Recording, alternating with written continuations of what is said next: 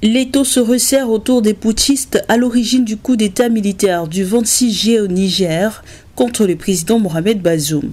L'ultimatum fixé par la communauté économique des États d'Afrique de l'Ouest, décrété le 30 juillet, est arrivé à expiration le dimanche 6 août. Le bloc ouest-africain s'est dit prêt à intervenir militairement en cas de non-résolution du conflit. Il avait donné 7 jours aux putschistes pour rétablir le président élu nigérien dans ses fonctions. Le vendredi 4 août, les chefs d'état-major de la CEDEAO ont annoncé avoir défini les contours d'une éventuelle intervention militaire contre la junte nigérienne, selon un responsable de l'organisation régionale.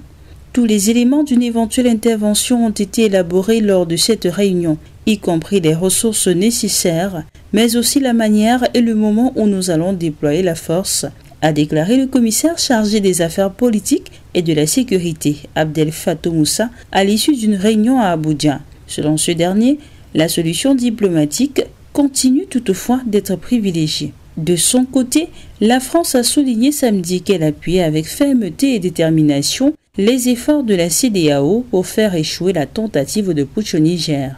Il en va de l'avenir du Niger et de la stabilité de toute la région, a souligné le ministère français des Affaires étrangères dans un communiqué.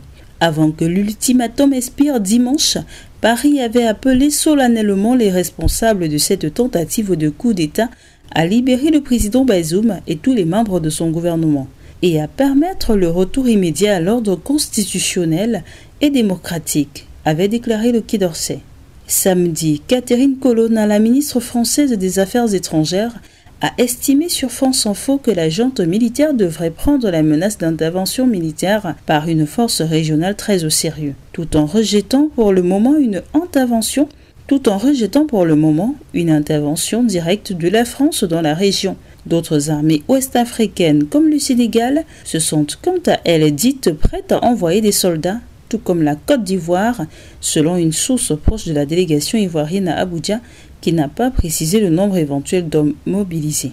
D'autres pays ouest-africains, à savoir le Mali et le Burkina, gouvernés par des militaires putschistes et suspendus des instances de la CEDEAO, ont de leur côté prévenu qu'ils seraient solidaires du Niger et que toute intervention militaire serait considérée comme une déclaration de guerre à leur encontre.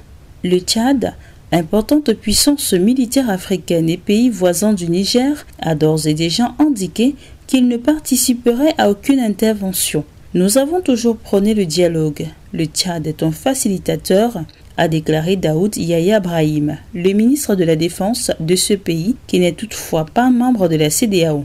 Les putschistes de Niamey, dirigés par le général Abdourahmane Tiani, ont de leur côté promis une riposte immédiate à toute agression.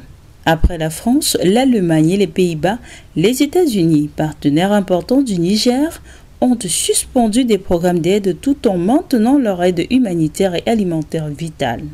L'aide au gouvernement dépend de la gouvernance démocratique et du respect de l'ordre constitutionnel, a écrit vendredi le chef de la diplomatie américaine, précisant que les États-Unis continueront de revoir leur aide à mesure que la situation évolue. Dans son communiqué, Anthony Blinken, qui s'est entretenu à plusieurs reprises avec le président de Chine Mohamed Bazoum, a ajouté que son pays poursuit les activités de l'État américain au Niger quand elles sont possibles, dont les opérations diplomatiques et sécuritaires pour la sécurité des fonctionnaires américains. À Niamey, plusieurs manifestations rassemblant tantôt des centaines, tantôt des milliers de pro-putschistes ont eu lieu ces derniers jours.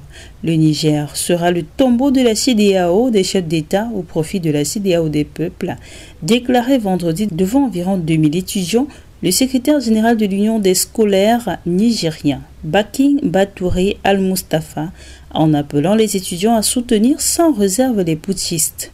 Des brigades de veille citoyennes ont également été mises en place sur plusieurs ronds-points de la capitale pour surveiller la menace extérieure.